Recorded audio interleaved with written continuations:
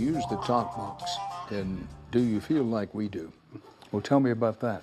Well, I had first found the talk box on the All Things Must Pass sessions with George Harrison and Pete Drake from Nashville. Rest in peace, Pete Drake. He's a wonderful, wonderful man.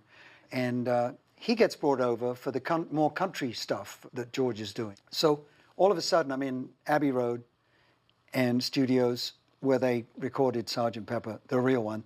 And there's Pete Drake is now set up right in front of me. And in a slow moment, he gets out this little box, puts it here. He said,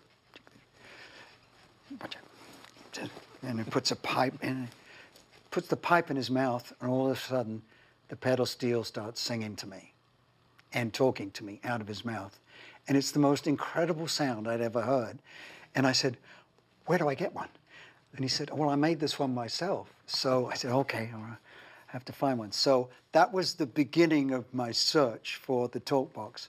And that was like in 71. About 73 is when Bob Heil in America had made one for Joe Walsh. And I started using it live. First of all, on Do You Feel? I mean, beforehand, it had just been a long guitar jam section.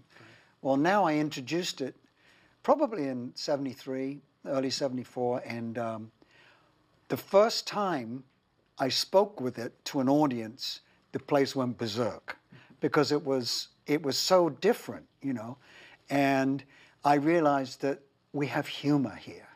This is a funny thing. It's a funny sound, and I can actually talk to the audience. Finally, I've got something that is my own kind of technique of doing this and communicating with the audience.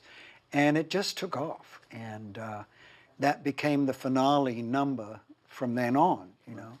And of course, when the live album came out, it was then reintroduced onto Show Me the Way as well, which was the first song that anybody heard.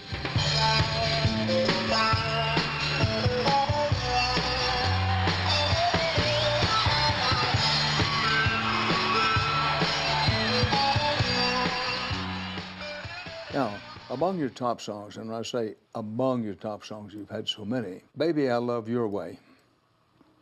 Did you write that quickly, or was it written over a long period of time? It was quick. I've gone to the Bahamas, and I go down there for 3 weeks. I got to write the album, the Frampton album, the one before the live record. I couldn't come up with anything decent in the first 2 weeks. Now I have a week, maybe 8 days, to write the album. That's what it was like in those days. And so I got up at the beginning of the last week, and I said, I've got to write something. So I picked up my guitar, and in the morning, I wrote Show Me the Way, which was the first hit of Comes Alive. Right. And then I thought, well, that's pretty good. I like that one. Maybe I can write something else today. So I had a little bit of swim and had some lunch, and then picked up the guitar again. And as the sun was setting, I wrote Shadows Grow So Long Before My Eyes as they're moving across the page. And that was Baby, I Love Your Way. And I wrote them both in the same day. And that's what we say in the publishing business. That's a really good day, to say the least. It's a